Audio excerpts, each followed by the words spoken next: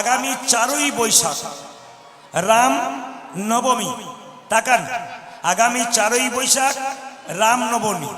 একটু বলবেন আপনারা, সেই দিন রামনবমীর দিনে সকালবেলায় ঘুম থেকে উঠে আপনাকে গঙ্গায় স্নান করতে হবে। প্রশ্ন করবেন, গঙ্গা যদি কাছে না থাকে তাহলে গঙ্গা স্নান করব কি করে? একটু গঙ্গা জল মাথায় নেবেন। যদি না পারেন মায়েরা, তবে গঙ্গা গঙ্গা বলে জলটা মাথায় 3 বার নেবেন। দাদা ভাইয়েরা, 4ই বৈশাখ রামনবমী, রামের পূজা।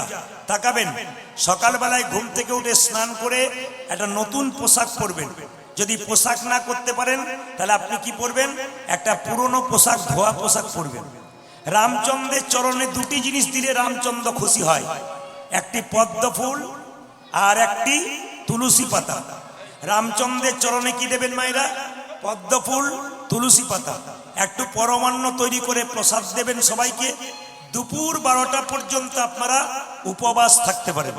যদি নির্জলা থাকেন তাহলে খুব ভালো হয়। কটা পর্যন্ত? দুপুর 12টা পর্যন্ত।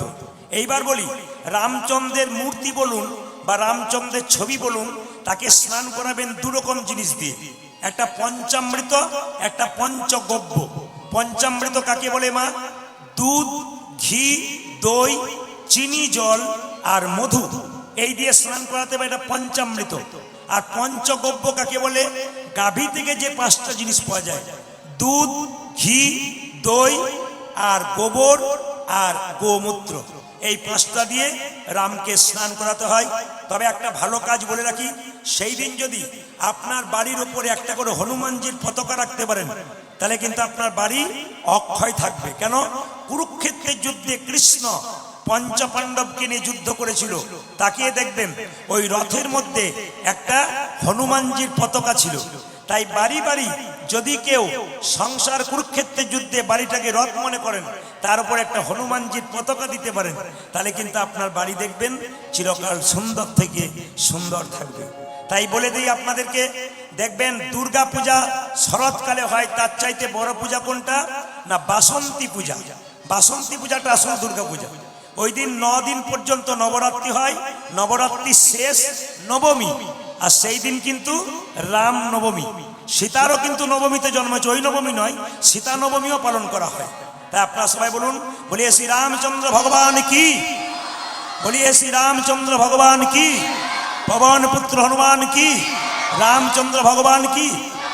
রামচন্দ্র 14 বছরের জন্য বনবাসে গেল, সীতা হরণ হয়ে গেল, রামচন্দ্র ধনুকে হেলান দিয়ে কাঁদছে। তাকাবেন, সীতা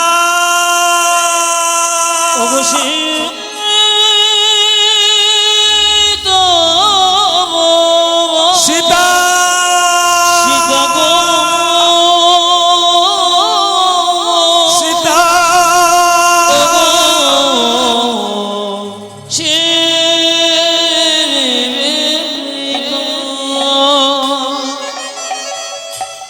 রামচন্দ্রের চোখে জল, মাটিতে রক্ত। প্রশ্ন করবেন, চোখে জল পড়ছে, মাটিতে রক্ত কেন? রামচন্দ্র যে ধনুকে হেলান দিয়েছে তার নিচে একটা ব্যাঙ চাপা পড়েছিল। লক্ষণ বলছে, দাদা তোমার চোখ থেকে জল পড়ছে, মাটিতে রক্ত কেন? রামচন্দ্র বলছে, তাই তো রে, দেখি দেখি দেখি দেখি দেখি দেখি দেখি। রামচন্দ্রের চোখের জল আর ব্যাঙের রক্তে একটা নদীর সৃষ্টি হয়েছিল। এই নদীটার নাম বৈতরণী নদী। ভালো করে শুনবেন, রামচন্দ্রের বৈতরণী নদীর জন্ম কোথা থেকে? রামচন্দ্রের চোখের জল এবং ব্যাঙের রক্তে যে নদীর সৃষ্টি হলো, ওর নাম বৈতরণী নদী। তাকাবেন মায়েরা, রামচন্দ্র যখন দেখলো ব্যাঙটা চাপা পড়েছে, তার রক্ত গড়গড় করে পড়ছে, চোখের জলটাও তার সঙ্গে মিশছে, নদী হয়ে গেল। ব্যাঙটাকে হাতে নিয়ে বলল, ব্যাঙ তোকে যখন চাপা দিলাম তখন তুই চিৎকার করলি না কেন? ব্যাঙ বলছে, প্রভু বিপদে পড়লে সবাই ভগবানকে ডাকে, স্বয়ং ভগবান যদি মারে তবে আর কাকে ডাকে? বিপদে পড়লে সবাই ভগবানকে ডাকে, আর ভগবান যদি মারে তবে আর কাকে ডাকবো? হ্যাঁ রে ব্যাঙ, তুই পূর্ব জন্মে কে ছিলি? প্রভু আমি পূর্ব জন্মে ছিলাম কর্ণম মুনি। কেন তুই ব্যাঙ হলি? গুরু অভিশাপ, তোর গুরুদেবের নাম কি? বিশ্বা বসু মুনি। কেন তুই অভিশাপ পেলি? একদিন গুরুদেবের চরণ সেবা করতে করতে তার শরীরে নখের আঁচড় দিয়ে ফেলেছিলাম। গুরুদেব অভিশাপ দিয়েছিল, ওরে কর্ণমণি, তুই আমার চরণ সেবা করতে করতে নখের আঁচড় দিলি, অভিশাপ দিলাম তোরে ব্যাঙ কুলে জন্ম হোক। সেই দিন কেঁদে কেঁদে বলেছিলাম, হে গুরুদেব, হে গুরুদেব, অভিশাপ যদি দিলে আমায় ব্যাঙ কুলে জন্ম ব্যাঙে হোক, কুলে জন্ম হোক, তবে আশীর্বাদ দাও আশীর্বাদ দাও যেন মৃত্যুটা ভগবানের চরণে হয়। চরণে। রামচন্দ্র বলল, ওরে ওরে ওরে কর্ণমুনি, আমি জানি গুরু অভিশাপ যেমন লেগেছে, তুই ব্যাঙ হয়েছিস, আশীর্বাদ লাগবে, আমার চরণে তোর মৃত্যু হবে। বল ব্যাঙ, তুই কি চাস? প্রভু, আমার জন্য আমি কিছু চাই না, আমার গুরুদেব বিশ্বা বসু মুনি যেন তোমার চরণে জায়গা পায়। বাহ, তোর গুরু তোকে অভিশাপ দিল, তবু তুই গুরুকে আমার চরণে রাখতে চাইলি। ওরে, তোকে আশীর্বাদ করলাম, আগামী দাপর আমি কৃষ্ণ হব, তুই কর্ণমুনি হবি আমার ডান চরণের নুপুর, আর তোর গুরুদেব হবে আমার বাঁ চরণের নুপুর। ইউটিউবে আপনারা পেয়ে যাবেন যে ভগবানের চরণের নুপুর দুটিকে। যদি ভগবানের চরণ দেখেন মায়েরা, তাহলে দেখতে পাবেন ডান চরণের নুপুর ছোট আর বাম চরণের নুপুর বড়। কেন? ডান দিকে শিষ্য আছে ছোট, বাঁ দিকে গুরু আছে বড়। মায়েরা বলুন, চরণ ভালোবাসেন গোবিন্দের না বদন ভালোবাসেন? জোরে বলবেন আপনারা, চরণ না বদন? জোরে বলুন। যে ঘুমাচ্ছে সে বলুন কোনটা, চরণ না বদন? জোরে বলুন কোনটা? চরণ। কেন? বদনটা কালো বলে পছন্দ হয় না। আরে বাবা, চরণ না ধরলে তো বদনে পৌঁছানো যাবে না। এই যে সবাই লোক বলো, রাধা রানী কি, শ্যাম সুন্দর কি, মদন মোহন কি। হয়তো দুজনের মধ্যে ঝগড়া লেগেছে। না না, ওখানে নয়, নবদ্বীপে লেগেছে। কে কে? বিষ্ণুপ্রিয়া আর কাঞ্চনার মধ্যে। কাঞ্চনা বলছে, শোন বিষ্ণুপ্রিয়া, তোর গৌরের সঙ্গে তুলনা হয় না বলিস, কিন্তু তোর গৌরের সঙ্গে 5টা জিনিসের তুলনা করব। কাঞ্চনাকে বিষ্ণুপ্রিয়া বলছে, বল কি তুলনা করবি?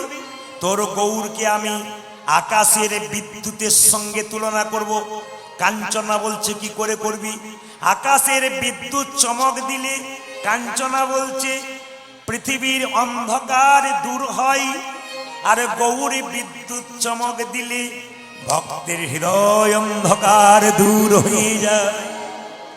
বিষ্ণুপ্রিয়া বলল, তুই বলেছিস ভালো, কিন্তু তোর বলা ভালো, কিন্তু যুক্তি নাই, আমি মেনে নিতে পারলাম না। বলে কেন?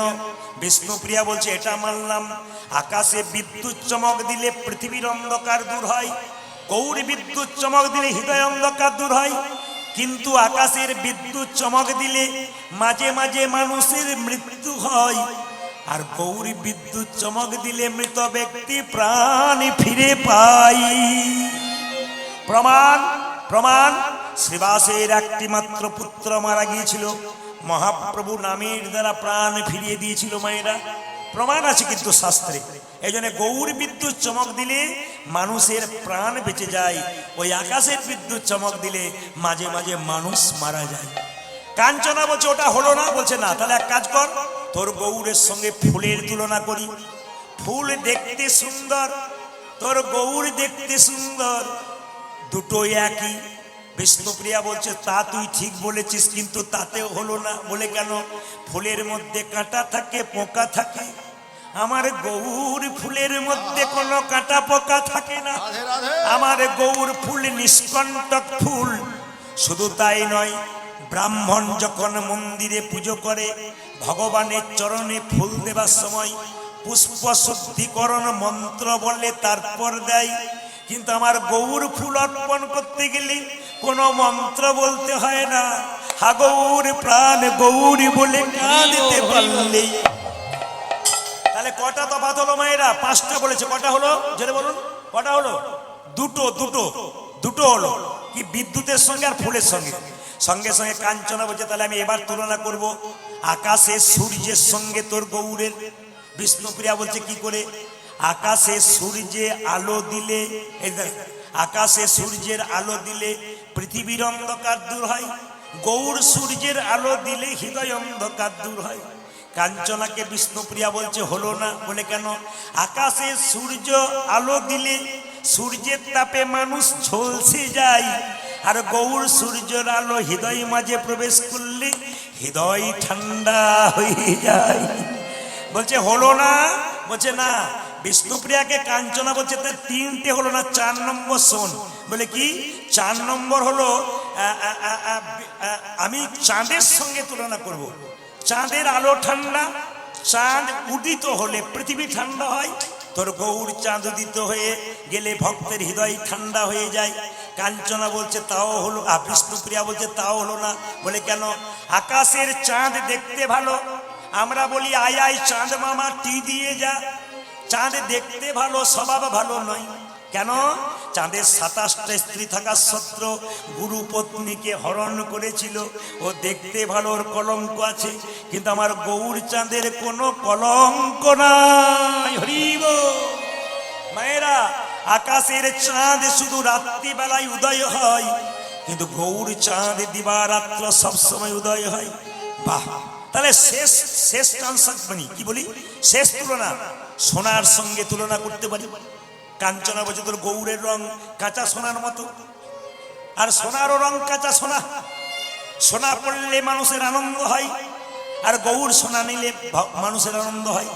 বলছে শোন, তাতেও হলো না। বিষ্ণুপ্রিয়া বলছে কেন হলো না জানিস? এই জগতে কেউ যদি সোনা পরে রাস্তা দিয়ে চলে যায়, তবে তার চোর ডাকাতের ভয় থাকে, চুরি হবে, মার খাবে। কিন্তু গৌর সোনা কেউ যদি ধারণ করে, তার জীবনে কোনো চোর ডাকাতের ভয় থাকে না। তাই গৌরকে ভালোবাসতে গেলে, ভগবানকে ভালোবাসতে গেলে বিষ্ণুপ্রিয়া যা করলো তা করলো। আপনাদের কিছু কাজ আছে বাবা, যেগুলো করতে হবে। যে যেখানে আছেন একবার মন দিয়ে শুনবেন। মুসলিমদের 30 দিনে 30টা রোজা হয়।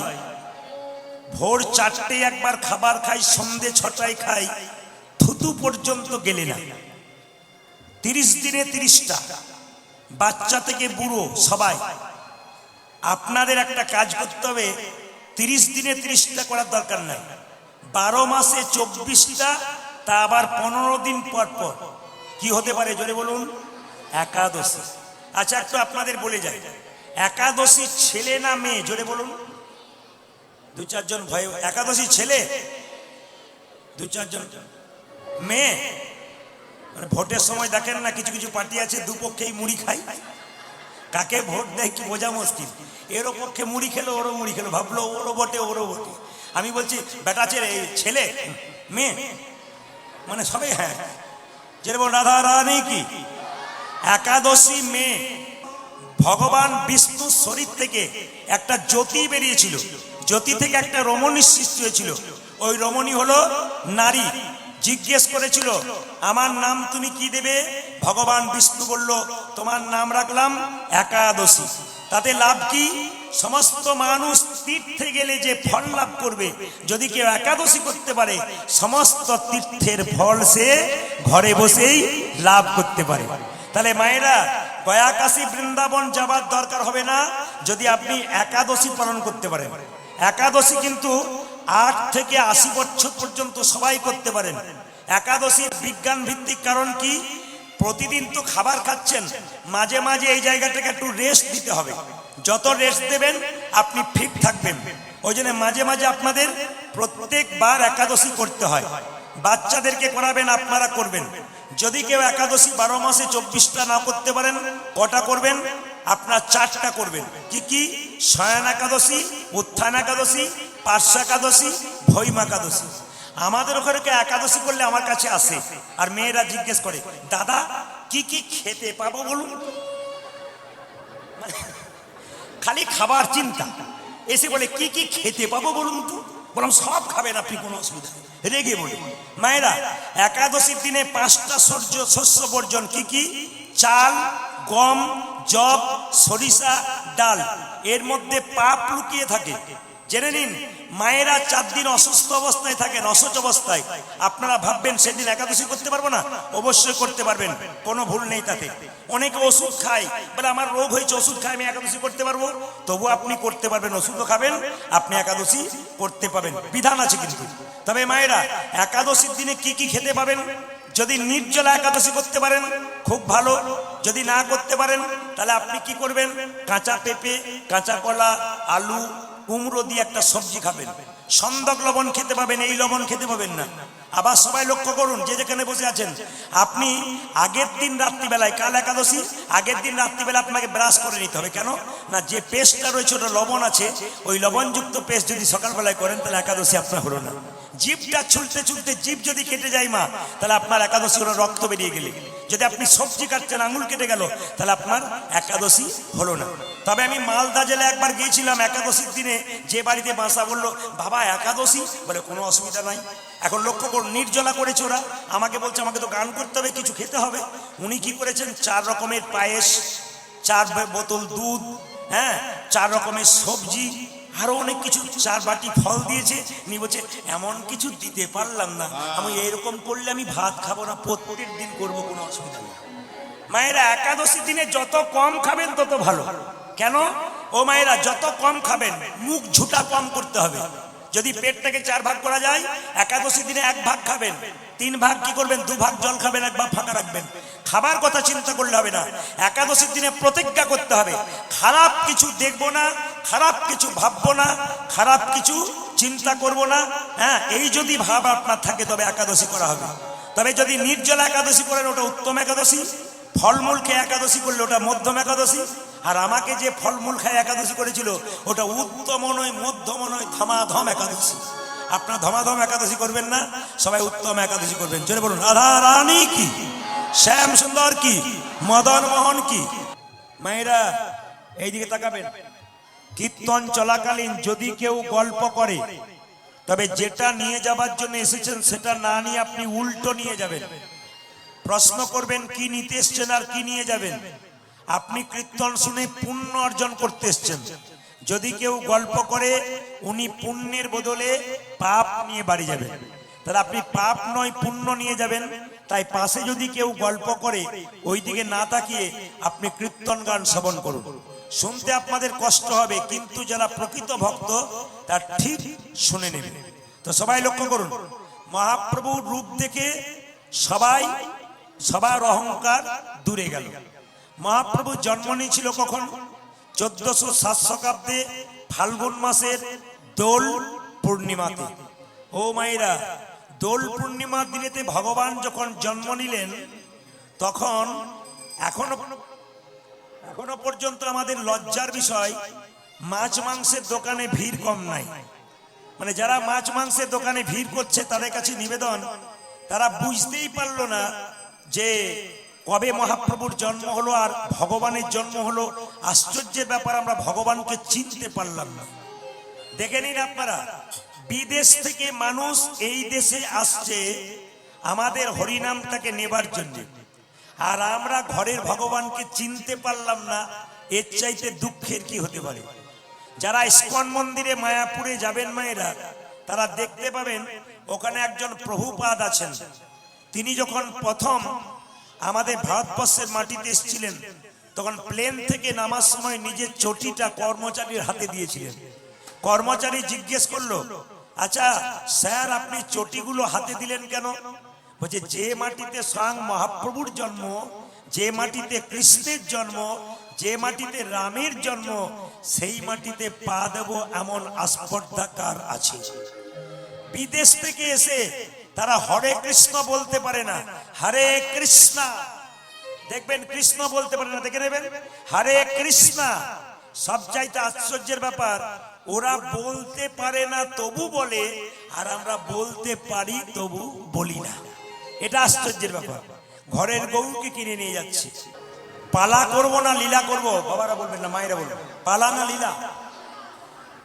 পালা না, আমি বাবাদের নয় মায়েদের জিজ্ঞেস করছি, পালা না লীলা? 2-4 জন বলছে পালা। পালা তো দুটো হয়, নাটকের আর যাত্রা। আর একটা দুটো পালা হয়, কি বলুন তো, আসার পালা আর একটা যাওয়ার পালা। যারা কীর্তন শুনতে এসছেন কোন পালা শেষ হয়েছে জোরে বলুন।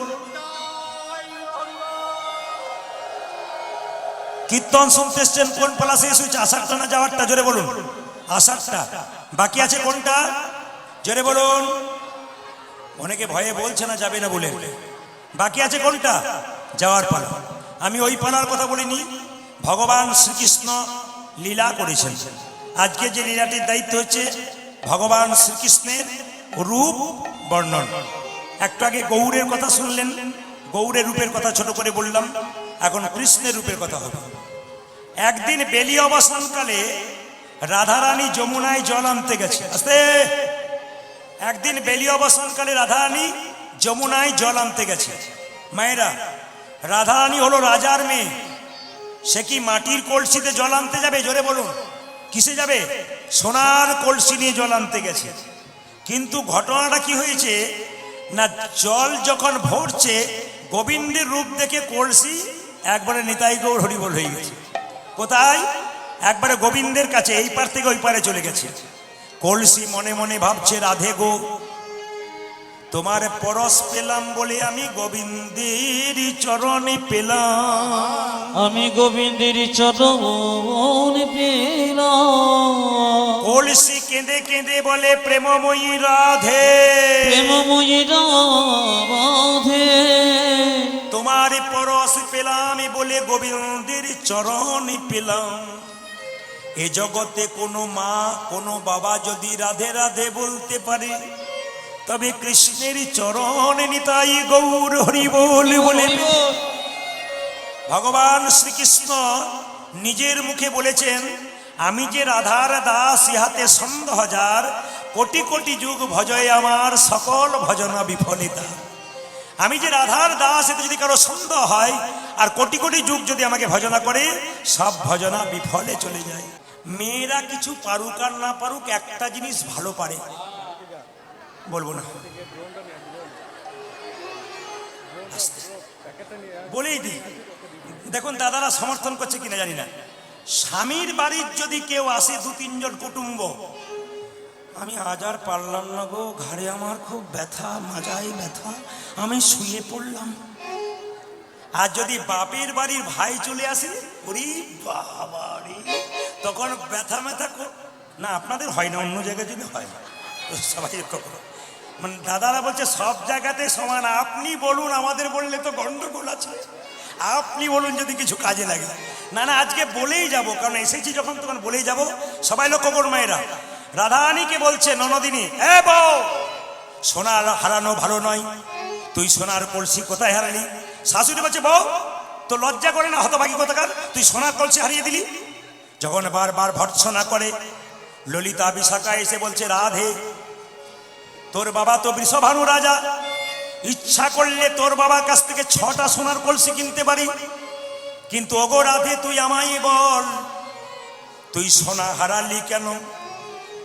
লোকে যদি পিতলের কলসি পায়, তবে মাটির কলসি ভুলে যায়, রূপোর কলসি পেলে পিতলের কলসি ভুলে যায়, সোনার কলসি পেলে রূপোর কলসি ভুলে যায়। তুই সোনার চাইতে কি এমন দামি পেলি, যার জন্যে সোনা ভুলে গেলি? রাধারে বলছে, ললিতা রে, তুই আমার মরম সখী, আপন মরম কথা না কহিবি যথা তথা, তোকে ছাড়া কি বলবো বল, তুই তো সব বুঝিস। আমি যমুনার কূলে জল আনতে গিয়ে আমি সোনার কলসি হারাইয়েছি বটে, কিন্তু গোবিন্দের রূপের নয়ন দিয়ে আমি আমার নয়ন কুম্ভ ভরে এনেছি। আমি আমার নয়নে কুম্ভ ভরে এনেছি, নয়ন কুম্ভ ভরে এনেছি, ওই আমি নয়ন কুম্ভ ভরে এনেছি। গোবিন্দের রূপে নয়ন দিয়ে নয়ন কুম্ভ ভরে এনেছি। আমি গোবিন্দের রূপে নয়ন দিয়ে কৃষ্ণ প্রাণ গোবিন্দ বলে, গোবিন্দের রূপে নয়ন দিয়ে, কৃষ্ণ প্রাণ গোবিন্দ বলে, গোবিন্দের রূপে নয়ন দিয়ে, কৃষ্ণ প্রাণ গোবিন্দ বলে, নয়ন কুম্ভ ভরে জেনেছে যে যেমন সুস্থভাবে শুনছেন তেমন শুনুন। আচ্ছা মায়েরা কিছু মনে করবেন না, যে দেখতে সুন্দর হয় তাকে কি আবার সাজতে হয়? জোরে বলুন, যে দেখতে সুন্দর হয় তাকে সাজতে হয়? আপনারা কতখানি মোবাইল দেখেন আমরা জানি না, রিভাবটা একটু কমাও, টোনটা বাড়ো, রিভাবটা কমাও, যায়নি তাই। আপনারা কতখানি মোবাইল দেখেন আমি জানি না, কিন্তু ইউটিউবের মাধ্যমে দেখতে পাবেন বাবারা বা যারা আমার ভাইরা আছে যারা ইউটিউব দেখে, একটা বাচ্চা ছেলে কিন্তু ভাইরাল হয়েছে। তার নাম কি বলুন তো? বাচ্চা ভাগবত দাস। দেখেছেন কিনা জানি না, এই যে দেখাবেন, অনেকেই দেখেছেন আমার দাদারা। ভাগবত দাস, তিলক মালা, বয়স কত? 4 বছর। বলছে একটা গানের অনুষ্ঠানে গেছে, তো একজন বিখ্যাত গায়িকা, তার নাম হচ্ছে নেহা কক্কর। তো সেই মেয়েটি ওই ভাগবত দাসকে জিজ্ঞেস করছে, হ্যালো ভাগবত। তখন ভাগবত বলছে, হাই হ্যালো ছোড়ো, হরে কৃষ্ণ বলো। 4 বছরের বাচ্চাটার উত্তর শুনলে চমকে যাবেন। 80 বছরের বুড়ো হরে কৃষ্ণ বলতে পারলো না, আর 4 বছরের ছোট্ট ছেলেটি বলছে, হাই হ্যালো ছোড়ো, হরে কৃষ্ণ বলো। তাকে নেহা কক্কর জিজ্ঞেস করেছিল, আচ্ছা ভাগবত তোমার বাড়ি কোথায়? তখন ছোট্ট ছেলেটি বলেছিল, আপনি তো জানেন কৃষ্ণ 7 দিন ধরে কড়ি আঙুলে গিরি গোবর্ধন ধরেছিল পাহাড়, ওই গোবর্ধনে আমার বাড়ি। বাহ, কত ব্যাখ্যা দেখুন। আচ্ছা ভাগবত তোমার কাছে গীতা রয়েছে কেন? শ্রীমদ্ ভাগবত গীতা। তাকাবেন, ভাগবত ছেলেটির কাছে একটা গীতা ছিল, যিনি আমাদের ভাই দান করলেন, গীতা ছিল। তো নেহা কক্কর জিজ্ঞেস করছে, গীতাটাকে তুমি নিয়েছো কেন? বলছে বাজার থেকে কোনো জিনিস কিনতে গেলে একটা ম্যানুয়াল চার্ট দেওয়া হয়, হয় না? দেওয়া হয় না? তারপর আপনি মোবাইল কিনবেন, দেখবেন একটা কাগজ দেওয়া হয়, হয় না? মোবাইলটা কেমনভাবে চালাবেন? বলছে এই ভাগবত হচ্ছে আমাদের জীবনকে পরিচালনা করার জন্য ম্যানুয়াল বুক। আপনাদের কাছে নিবেদন রইল মায়েরা, গীতা পড়বেন। যদি গীতা পড়তে না পারেন তবে গীতা মাথায় ঠেকাবেন। তাকান আমার দিকে। গীতা পড়তে পড়তে যদি কেউ ভুল করে তাতে তার কোনো ক্ষতি নাই। প্রশ্ন করবেন, এরকম কথা? মহাপ্রভু ভক্তগণকে নিয়ে গঙ্গার পথ দিয়ে যেতেন, হঠাৎ একজন ভক্ত বললেন, প্রভু একজন ব্রাহ্মণ মন্দিরের বারান্দায় বসে বসে গীতা পড়ছে, কিন্তু ভুল পড়ছে, কিন্তু চোখের জলে ভাসছে। ও ভুল পড়ে কেন? ও কি বুঝছে? ও কাঁদছে, তাহলে কি লোক দেখানি কাঁদছে? মহাপ্রভু ছুটে গিয়ে জিজ্ঞেস করেছিল, মহাপ্রভু নিজের মুখে বলেছেন, দেখছে একজন ব্রাহ্মণ গীতা পড়ছে, ভুল পড়ছে, কিন্তু চোখ দিয়ে জল পড়ছে। জিজ্ঞেস করছে, ব্রাহ্মণ তুমি গীতা পড়ছো, হাজার হাজার ভুল পড়ছো, চোখের জল দিয়ে কাঁদছো কেন? ঠাকুর আমি মূর্খ মানুষ, আমি খুব একটা ভালো পড়তে পারি না, তবে আমি এইটুকু বুঝি। বলে কি? গীতাতে ভগবান শ্রীকৃষ্ণ রথের উপরে বসে আছে, রথ চালাচ্ছে, অর্জুন বসে আছে। কেন? অর্জুন নির্বিঘ্নে বসে আছে, কৃষ্ণ রথ চালাচ্ছে বলে। আমাদের সংসার রথে যদি আমরা কৃষ্ণকে বসাতে পারি, আমরাও নির্বিঘ্নে সংসারে বসে থাকতে পারি। গীতা পড়বেন মায়েরা, গীতা পড়বেন ভাবের সঙ্গে, বুঝুন আর না বুঝুন। কাউকে বোঝাবেন তখন ঠিক পড়বেন, কিন্তু নিজে পড়বেন যদি ভুল হয় তাতেও কোনো ক্ষতি নাই। মহাপ্রভু বলেছেন, এই শ্রেষ্ঠ মানুষ যে গীতা পড়ছে কিন্তু ভাবের সঙ্গে পড়ছে। আমি আপনাদের বলবো, ভালো লাগুক আর না লাগুক, খাও একটু তিতা। তিতো খেলে কি হয় মা? রক্ত পরিষ্কার হয়, শরীরে অনেক রোগ দূর হয়, রোগ দূর হয়, সুগার দূর হয়। কি বলছে? ভালো লাগুক আর না লাগুক, খা একটু তিতা, ইচ্ছা করুক আর না পড়ুক, পড়ো একটু গীতা। গীতা পড়ো হিন্দু ভাই, গীতার মতো জিনিস নাই, গীতাতে কোনো ভুল নাই, গীতার মতো গ্রন্থ নাই। যদি গীতা শ্রেষ্ঠ গ্রন্থ না হতো তাহলে কোর্টে গিয়ে, ও মায়েরা আপনারা বলুন তো, এক জায়গাতে বলা হয় যাহা বলিব সত্য বলিব, সত্য ছাড়া মিথ্যা বলিব না। কোথায় বলা হয়? জোরে বলুন। কোর্টে? আপনার আগে থেকে যাওয়া আসা আছে নাকি? অন্য জায়গায় বলতে পারে না, আবার এরা বলছে কোর্টে, মানে মাঝে মাঝে মাঝে যায় আর কি, এরা অন্য জায়গায় বলতে পারে না। আচ্ছা মায়েরা এদিকে তাকান, গীতাতে হাত দিয়ে কি বলে? যাহা বলিব সত্য বলিব, সত্য ছাড়া। এটার ভেতরে কি আছে? জোরে বলুন। এখন ভয়ে বলছে না যদি কিছু বলে দিই। কি আছে এর ভেতরে? কি আছে জোরে বলুন। এক জায়গায় জিজ্ঞেস করছিলাম, দাদা এর ভেতরে কি আছে? বলছে যন্ত্র টন্ত্র কিছু একটা হবে বোধ হয়, মানে কিছু বোঝে না। দেখবেন গীতাতে হাত দিয়ে কোর্টে কি বলা হয়? যাহা বলিব সত্য বলিব, সত্য ছাড়া মিথ্যা বলিব না। তারপরে দেখবেন হাজার হাজার মিথ্যা বলা হয়। অনেকে প্রশ্ন করেন, প্রদীপ বাবু এরপরে তো হাজার হাজার মিথ্যে কথা বলা হয়, তাহলে জিতে যায় কি করে? ওরে বাবা, এই কোর্টে হাত দিয়ে তুমি মিথ্যা বলে জিতে গেলে ওই কোর্টে তোমার জেতার কোনো চান্স নাই। নিতাই গৌর হরি হরি বল। তাই প্রত্যেকটি বাচ্চাকে স্কুল যাওয়ার সময় গীতা দেবেন, মায়েরা গীতা পড়বেন, না পড়তে পারলে গীতা মাথায় ঠেকাবেন।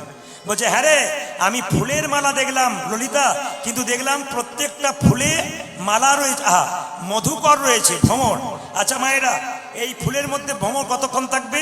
যতক্ষণ ফুলের মধ্যে মধু থাকবে ততক্ষণ। রাধারানী বলছে ললিতা শোন, আসলে মধুর জন্যে ভ্রমরগুলো আমার গোবিন্দের কাছে নেই। গোবিন্দের শরীরে 8টা পদ্ম আছে, এই অষ্টপদ্মের স্বাদ পেয়েছি। অষ্টপদী সাধে পেয়ে, অষ্টপদ্মের স্বাদ পেয়েছি, আজি অষ্টপদের সাথে পেয়েছে। মকরন্দের গন্ধে মেতেছে, অষ্টপদ্মের স্বাদ পেয়েছি। এই দেখে মকরন্দের গন্ধে মেতেছে, অষ্টপদে সাধে পেয়ে। এই যে মকরন্দের গন্ধে মেতেছে, অষ্টপদ্মের স্বাদ ওটা পেয়েছে। যে মকরন্দের গন্ধ মেতেছে, অষ্টপদের সাথে পেয়েছে। জানেন কিনা জানি না, গোবিন্দের শরীরে 8টা পদ্ম আছে, গুনে নিন। 2টো নয়ন কমল, 2টো চরণ কমল, 2টো কর কমল, কটা হলো? 6টা। একটা মুখ কমল, একটা নাভি কমল, গুনবেন কটা পদ্ম আছে? 2টো নয়ন কমল, 2টো কর কমল, কটা হলো? 4টা। 2টো চরণ কমল, কটা হলো? 6টা। আর একটা নাভি কমল, একটা মুখ কমল, 8টা কমল। এই অষ্টপদ্মের স্বাদ পেয়েছে, যেন অষ্টপদে সাধ পেয়ে। অষ্টপদ্মের স্বাদ ওটা পেয়েছে। যে অষ্টপদের সাথে পেয়েছে। মকরন্দের গন্ধে মেতেছে, অষ্টপদ্মের স্বাদ যেন মকরন্দের গন্ধে মেতেছে, অষ্টপদে সাধ ও মা, পেয়েছে।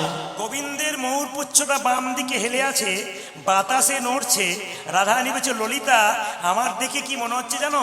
ওই চূড়া যেন ডাকিতে, যেন চোরা যেন ডাকিতেছে, চূড়া যেন ওটা ডাকিতে। যে চোরা যেন ডাকিতেছে। রাধে একবার এসো বলে চূড়া যেন ডাকিতে, ওগো রাধে একবার এসো বলে চোরা যেন ডাকিতেছে।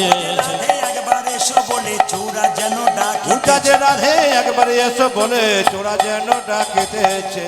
রাধারানী কেঁদে কেঁদে বলছে ললিতারে, বিধি আমাকে কোটি নেত্র নাহি দিল, সবে দিল 2, তাহাতে পলক দিল কি হেরিব মুই। কোটি কোটি চোখ পেল গোবিন্দের রূপ দেখে শেষ হয় না, তো কোটিটা চোখ দিল না, কিন্তু আমাকে বিধি 2টো চোখ দিল, তাতে আবার পলক দিয়েছে। মায়েরা, মিন মিন মিন জানেন মিন কাকে বলে? মিন হচ্ছে মাছ, মাছ, মাছের চোখ তাকিয়েছেন, চোখের দিকে কোনো পলক নাই। রাধারানী কেঁদে কেঁদে বলছে বিধি রে, কোটি নেত্র নাহি দিলি, সবে দিলি 2, তাহাতে পলকে দিলি কি হেরিব মুই। হেরিব কেঁদে কেঁদে বলছে বিধি কেন মিনের নয়ন দিলে না, বিধি আমায় কেন মিনের নয়ন দিলে লাগে। মিনের নয়ন দিলে না। কেন মিনের নয়ন দিলে না রে। আমি অপলকে কৃষ্ণ দেখিতাম, মিনের নয়ন দিলি না। আমি অপলকে কৃষ্ণ দেখতাম, কেন মিনের নয়ন দিলে লাগে। অপলকে কৃষ্ণ বিধি কেন মিনের নয়ন দিলে লাগে। অপলকে কৃষ্ণ বিধি আমায় কেন মিলে নয়ন দিলে লাগে। বিধি কেন মিলে নয়ন দিলে লাগে। রাই, তুই এত সুন্দর রূপ দেখেছিস, এবার রূপের কথা বর্ণনা কর। বলছে শোনে ললিতা, আমি কি দেখলাম জানিস? কি দেখলি? আমি দেখলাম টলমলয় অলকা, তিলক মুখ ঝলক, আজি তোল বল জলক, তিলক মুখ ঝলক। টলমলয় অলকা, তিলক মুখ ঝলক। ললিত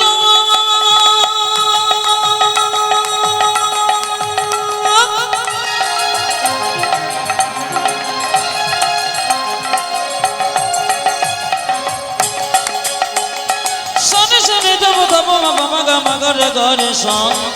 টলমলয় লোক, তিলক মুখ ঝলক। বলছে টলমলয় অলকা, তিলক মুখ ঝলক। ওটা যে টলমল জলক, তিলক মুখ ঝলক। হাউখি ধনুয়া আগতি ধনবাধন আউখি ধনুয়া ধানান জানি জানতি ধনবাঘানা ললিতারে আমি কপালের দিকে তাকালাম তিলক ঝলমল ঝলমল ঝলমল তিলক ঝলমল ঝলমল ঝলমল করে ঝলমল ঝলমল ঝলমল করে তিলক ঝলমল ঝলমল ঝলমল করে যুবতীর কোল টলমল করে ঝলমল ঝলমল ঝলমল ওই দেখি যুবতী কোলে টলমল করে ঝলমল ঝলমল ঝলমল করে যুবতীর কোল টলমল করে ঝলমল ঝলমল ঝলমল উঠা যে যুবতীর কোলে টলমল করে ঝলমল ঝলমল ঝলমল করে কিছু মনে করবেন না বাবা আপনাদের কীর্তনে আসলে দেখে আমি গতকালকে ছিলাম জঙ্গিপুর তার আগে ছিলাম ফারাক্কা থেকে 20 কিলোমিটার দূরে ঝাড়খণ্ডে দুদিন তার আগে ছিলাম বিহার বর্ডার মালদা থেকে 70 কিলোমিটার আগে দুদিন ওখানে দেখতে পাচ্ছিলাম আপনাদের মুর্শিদাবাদ এলাকা খুব ভালো জায়গা সব জায়গাতে আমরা নাম করি যে গান বাজনার জায়গা হচ্ছে মুর্শিদাবাদ মালদা নদিয়া আমাদের বীরভূম খুব ভালো গান বাজনার জায়গা কিন্তু বীরভূমে গান করতে গেলে কোমর বেঁধে যেতে হয় বীরভূমের মানুষ কিন্তু খুব শক্ত আছে ওইসব ব্যাপারে তা আপনাদের কাছে নিবেদন রইল যে যেখানে বসে আছেন ওখানে দেখতে পেলাম তিলক দেখতে পেলাম আপনাদের 2-4টা দেখতে পেলাম কেন করছে না বলুন তো তিলক দেখলেই তো আমাদের পাশে বাড়ির লোকেরা বলে বাবারে যদি কোনো মেয়ে তিলক করে মালা নেয় তাকে বলে বাবারে হারানের বইয়ের কি ঢং দিদি ভগবান বোধ আগেই পেয়ে যায় এই জন্য তো পাচ্ছে না কিন্তু আমি বলবো যারা তিলক করেন যদি কেউ ঠাট্টা করে শুনে নিন হাতি চলে বাজার কুত্তা ভুকে হাজার হাতি রাস্তা দিয়ে চলে যায় কুকুর ঘেউ ঘেউ করে হাতি কি তার দিকে তাকায় ও মায়েরা নিম পাতাকে যতই মিষ্টি রসে ভেজান তেতো কিন্তু দূরে যায় না দেখবেন নিন্দুক লোক যারা তাদেরকে যত ভালো কথাই বলুন ও কিন্তু নিন্দা করতে ছাড়বে না কেন ওর রক্ত তো নিন্দাতেই ভরা আছে ভালো মানুষরা কোনো জিনিসের নিন্দা করে না কেন সব সময় মাথা নিচু করে থাকে ভদ্র আপনি দেখলেই বুঝলেন ওর কথা শুনেই বুঝবেন ইনি একটু মানে নিন্দুক লোক তাকাবেন তিলকের কথা যখন এলো বলুন তো তিলকটা কেন করেছি তাকাবেন তত্ত্বের কথা তিলক গোবিন্দ পড়েছে তিলকের ডান দিকের দাগটা হচ্ছে ব্রহ্মা তিলকের ডান দিকের দাগটা ব্রহ্মা বাঁ দিকের দাগটা মহেশ্বর মাঝখানের দাগটা কি ফাঁকাটা বিষ্ণু এটাকে যদি গোবিন্দের চরণ ধরা হয় তাহলে এই যে নাকে একটা ফোঁটা নিয়েছি ওটার নাম তুলসী পাতা এই নাকে ফোঁটা কতটা নেবেন নাকে ফোঁটা নেবেন তাকাবেন মায়েরা নাকে ফোঁটা নেবেন নাকটাকে 4 ভাগ করলে 3 ভাগ অংশ ফোঁটা নিতে হয় এটা তুলসী পাতা স্বরূপ তাকাবেন তিলক দেবেন কোন আঙুলে নেবেন কোন আঙুলে হরিবাসরে দেখবেন তিলক দেওয়া হয় আমাদের 5টা আঙ্গুল তাকান এটার নাম বৃদ্ধাঙ্গুষ্ঠী এটার নাম তর্জনী এটার নাম মধ্যমা এটার নাম অনামিকা এটার নাম কনিষ্ঠা এই আঙ্গুলটা কাজে লাগে না এই আঙ্গুলটাতে তিলক দেবেন কখন যদি কাউকে আপনি তিলক দেবেন একটা ফোঁটা দিয়ে দাও দিদি তখন আপনি এই আঙ্গুলে দেবেন সবাই তাকান এই নিয়মে না করলে গোটাটাই বেকার হয়ে গেল আপনি তিলক করছেন কেউ তিলক চাইলো ফোঁটা চাইলো আপনি এই আঙ্গুলে দেবেন ব্রাহ্মণ ঠাকুর দেখবেন সিঁদুরে ফোঁটাতে দেয় এই আঙ্গুলে প্রকৃত জায়গায় দেয় আর কি এই আঙ্গুলে কাকে তিলক দেওয়া যায় আপনার বাড়ির পাশে কেউ মরে গেছে আপনাকে ডাকলো দিদি একটু তিলক দিয়ে দাও তো মানুষটা মারা গেল গো আপনি তিলক দিলে কিন্তু আপনি লাভবান হবেন কেন বলুন তো তিলক পড়ালে আপনারও বৈকুণ্ঠ প্রাপ্তি হবে এই জন্যে তিলক আপনি কোন আঙ্গুলে দেবেন এই আঙ্গুলে মৃত ব্যক্তিকে দেবেন আর নিজে যখন তিলক নেবেন কোন আঙ্গুলে নেবেন এই বাহ এই আঙ্গুলে এই আঙ্গুলটা কেন এটার নাম মধ্যমা আর যখন গোবিন্দকে তিলক দেবেন তুলসী পত্র দেবেন এই আঙ্গুলটার নাম অনামিকা এই আঙ্গুলে দেবেন যারা গুরু মন্ত্র নিয়েছেন তারা দেখবেন গুরু মন্ত্র ভজন কোন আঙ্গুল থেকে শুরু হয় তাকান তাকান তাকান তাকান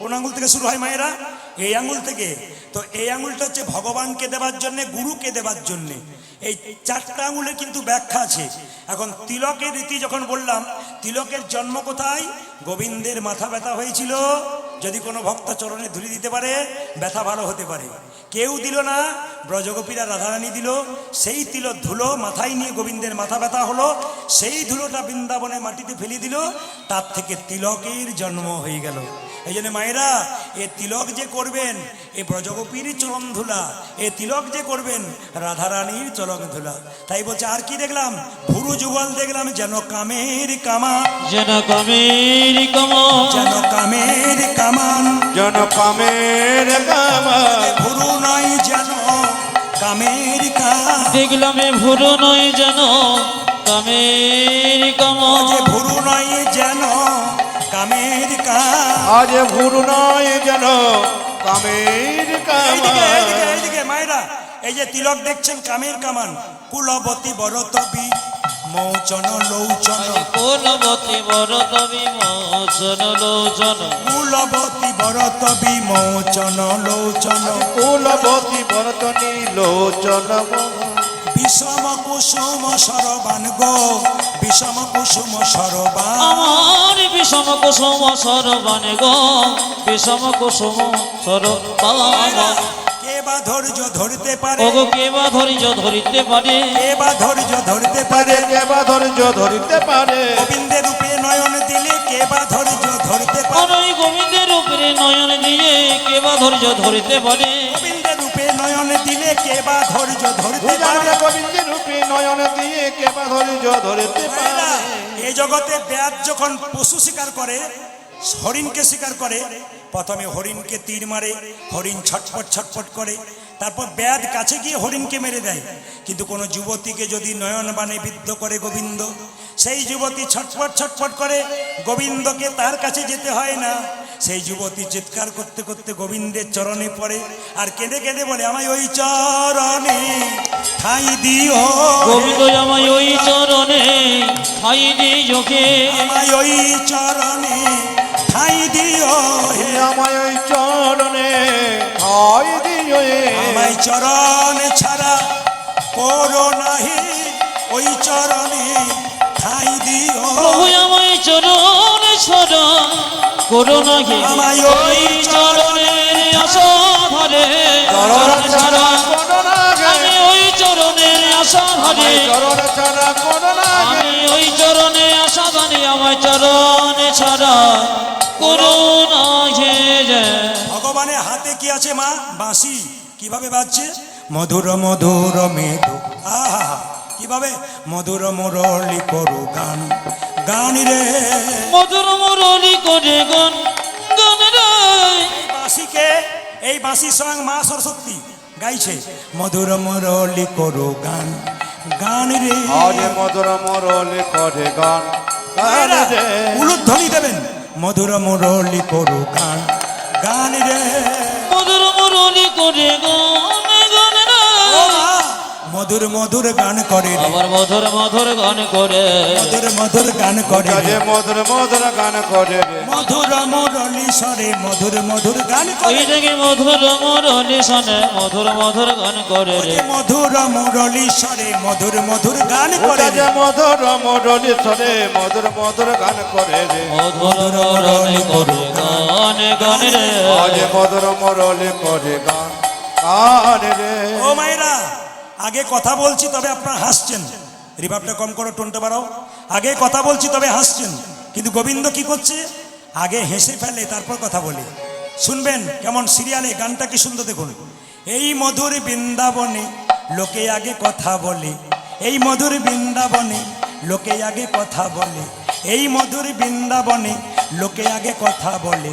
আমার বধূ তা নয়, তা নয়, কথা বলবার আগে, কথা বলবার আগে মধুর মধুর মৃদু হাস, হাস রে। মধুর মধুর মৃদু হাসি হাসি রে। মধুর মধুর মৃদু হাস, হাস রে। আজ মধুর মধুর মৃদু গান গান রে। কত সময় ছন্দ দেখুন, রূপ গানে। এই মধুর বৃন্দাবনে লোকে আগে কথা বলে, এই মধুর বৃন্দাবনে লোকে আগে কথা বলে। আমার বধূ তা নয়, তা নয়, আমার বধূ তা নয়, তা নয়, কথা বলবার আগে, কথা বলবার আগে মধুর মধুর মৃদু হাস। নিতাই গৌর হরি বল। মধুর মধুর মৃদু হাসি হাসি রে। মধুর মধুর মৃদু গান গান রে। হাসি বলে যেন নয় রে হাসি, সে হাসি বলে যেন নয় রে হাসি। হাসি বলে যেন নয় রে ওটা হাসি। যে হাসি বলে যেন নয় রে হাসি। কুলবতীর গলার ফাঁসি, হাসি বলে যেন নয় রে ওই হাসি। থেকে কুলবতীর গলার ফাঁসে, হাসি বলে যেন নয় রে ও যে হাসি। কুলবতীর গলার ফাঁসি, হাসি বলে যেন নয় রে ওটা হাসি। যে কুলবতীর গলায় ফাটে হাসি বলে যেন নয় রে হাসি। মধুর মধুর মৃদু হাস, হাসি রে। মধুর মধুর মৃদু হাসে হাসে রে। ও মেয়েরা, পদকর্তা যিনি গানটা লিখেছেন, জ ছুয়া মদ মদন মন মন্থর। ছোয়া মদ মদন মোহ মন্থর। যে কোনো পদাবলী গাইতে গেলে পদাবলীর শেষে পদকর্তার নাম গাইতে হয়, তখন প্রণাম করতে হয়। এই পদকর্তাকে গোবিন্দ দাস। সবাই একবার প্রণাম করুন। যো ছুয়া মদ মদন মদ মন্থর, হরি চৌয়া মদ মদন মদ মন্থন, ভন তহি গোবিন্দ দাস। অবগের দেখি গোবিন্দ দাস। ও যে ভন তহি গোবিন্দ ও দাস। জন ঘন কহি গোবিন্দ দাস। গোবিন্দ দাস এক পাশ থেকে কেঁদে কেঁদে বলে, ওগো রাধে, ওগো রাধে, তোমার মতো নয়ন আমায় দাও, যেন আমি গোবিন্দ দর্শনে করতে